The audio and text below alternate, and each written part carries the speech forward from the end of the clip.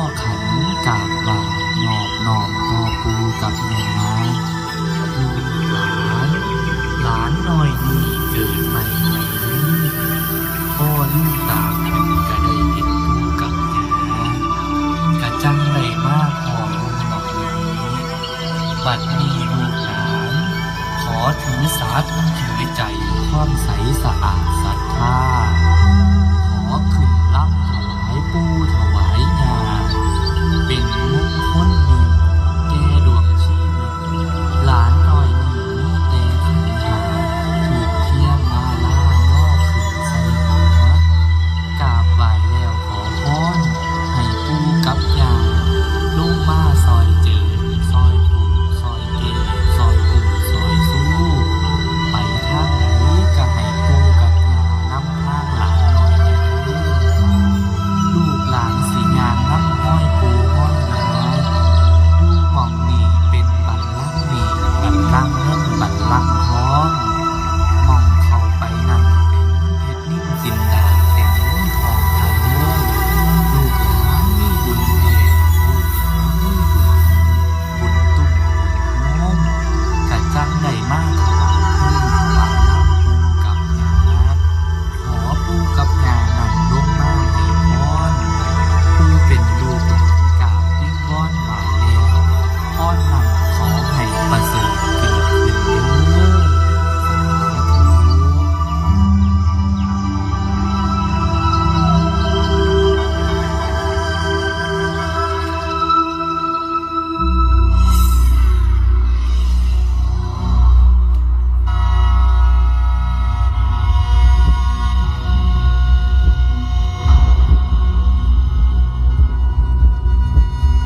กายะวาจามิสัง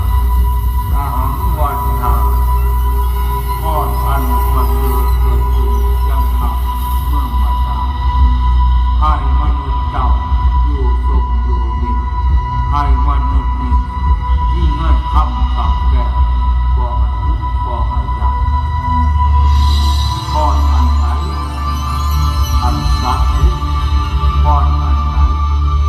อันมีศักดิ์มีพ่อมีแม่ถ้าให้ทุกข์ยากเมื่อยากให้ทรงเป็นก่อนให้อยู่เป็นเก่งให้อยู่เป็นสาให้เราเบิ่งแล้วขึ้นจังหวะเกิดขึ้นเรื่องฝ่ายให้คนเบิ่งแล้วเมื่อยอยากให้คนพบให้เขาเลยนะ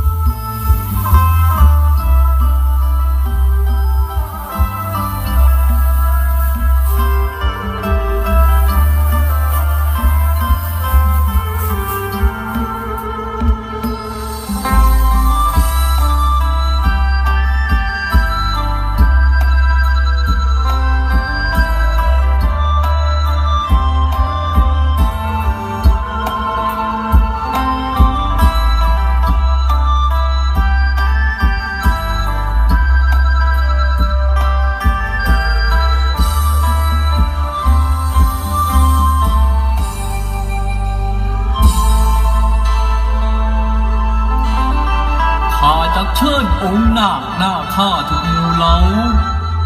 สวงสวรรค์ที่ท่านเฝ้าให้ลิ้นลำดอกลำมานาคหน้าข้าบาดาลไต่เมืองหน่อยไงให้เสด็จขึ้นมาเป็นสังวานเพชรของพ่อลูกหลานท่านอัญเชิญเด้ออัญเชิญท่านทิพบดีศรีสุโธไงเจ้ามหาบาดาลไต่อัญเชิญไถ่ปูเสด็จข้าขอเชิญองค์แก้วเพชรมณีกินดาไง นาคินีองค์เอกไทยศรีปทุมมาได้แม่นตาวมาอีกทั้งองค์เจ้าฝ่าเมยาสีเมืองอูนาโคอลามเรื่องให้ตาวเมืองเสด็จกำนำพังพ่านโปกกังสายฝนหังหลังลินมุจลินองค์นาคเจ้าเสด็จเข่าเม่นตาวมา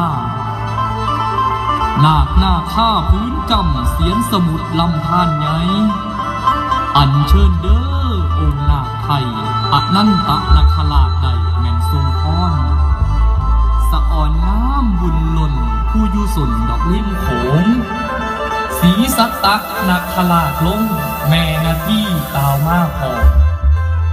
นอกนกน้ำอัญเชิญทานผู้ชมองค์ย่างไงอัญเชิญเด้ออัญเชิญไทยเป่ามนต์หันว่าซุ่มเย็นทุกยากเข็นบ่มาไก่เป่าปัดไปให้หายสวงหน้าขี้ข้านาคทั้งปวงเสด็จลวงท่านทรงพร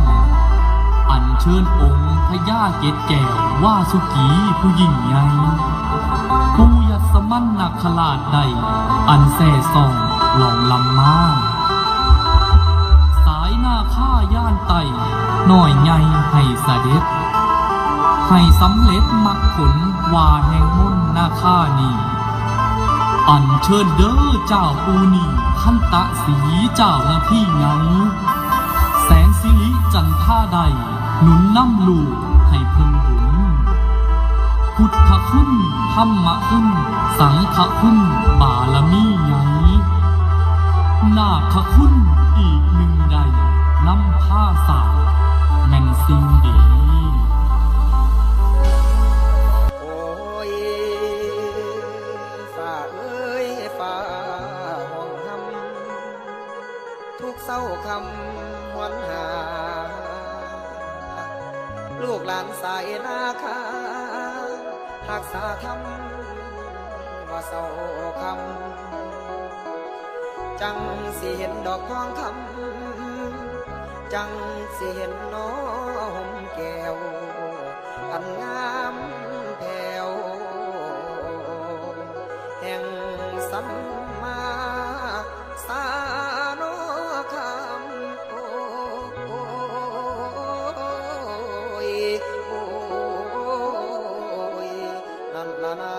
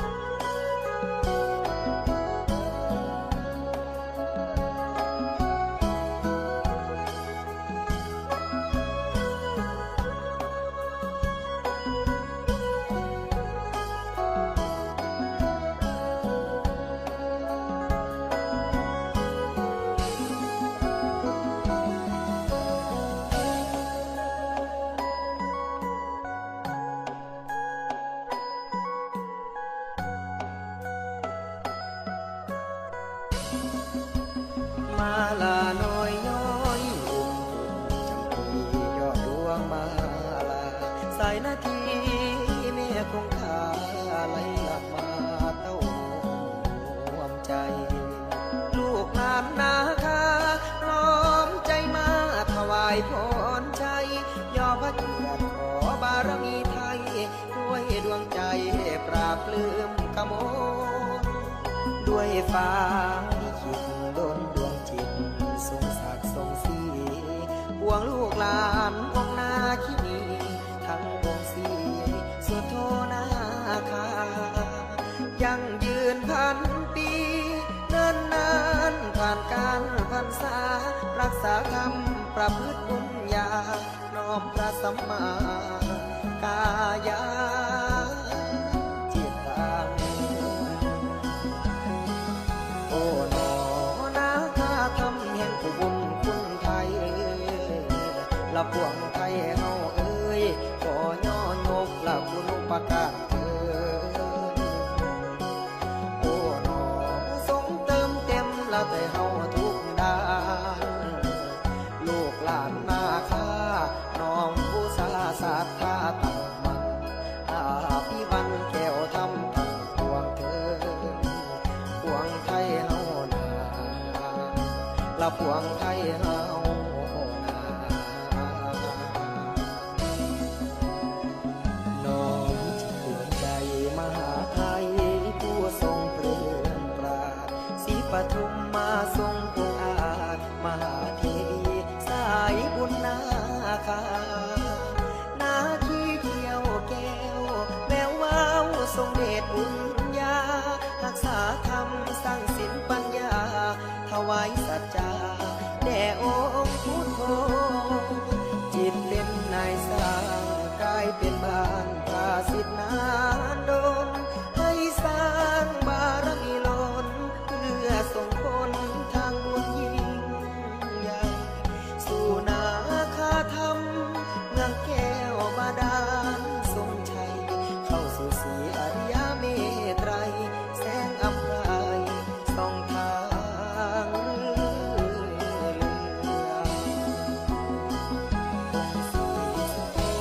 ทรงเป็นโพเงินปูทองปกเขทั่วเขตไทยเฮาเอ้ยศรีปทุมมากัที่รำดังกันโอ้หนอนาคาธรรมอันเป็นนอแทนทางสาธุเด้อดลบันดาลให้สรานน้ำเนินโอ้หนอน้อมดวงใจละสายบุญทุกทางลูกหลานเฮาเอ้ยสร้างบุญทานตราบเท่าชั่วการสิสารานตราบเท่าชั่วนานเด้อลูกนาคาไทยเฮาทั้งนาคายาจิตตัง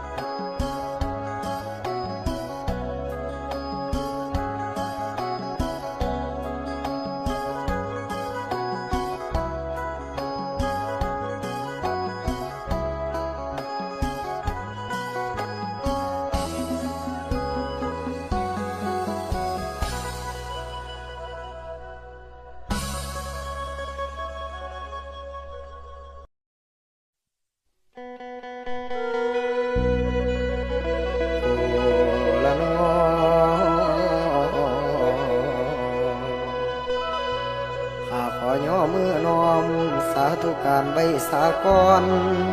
สยุมพรให้แพ่โปกคงหน้าข้าจะเลื่อนยิ่งสิ่งศักดิ์สิทธิ์ไตลามหาลำท่านใหญ่สีสุดโทพอไทยมาพร้อมดอกคำกันทั้งอีกองค์แม่นั้นเจ้าญาศรีปทุมมาน้อมอันเชิญขึ้นมาหาด้วยพระพรพระองค์เจ้า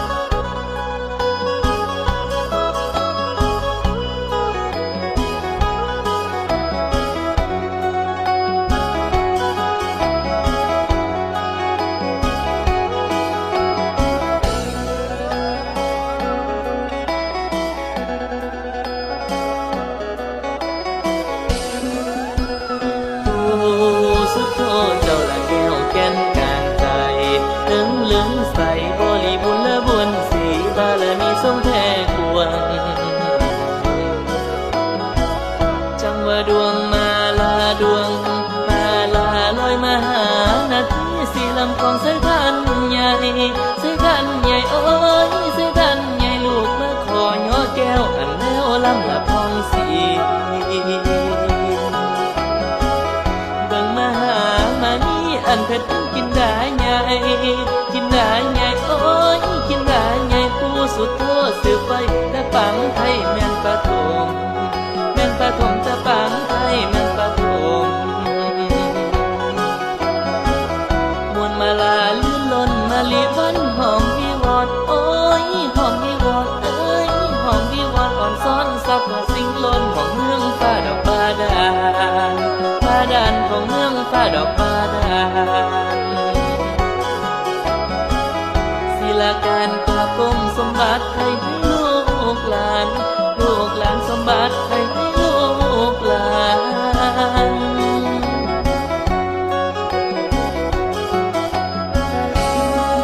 บัดนี้สิบรรลัยก่อน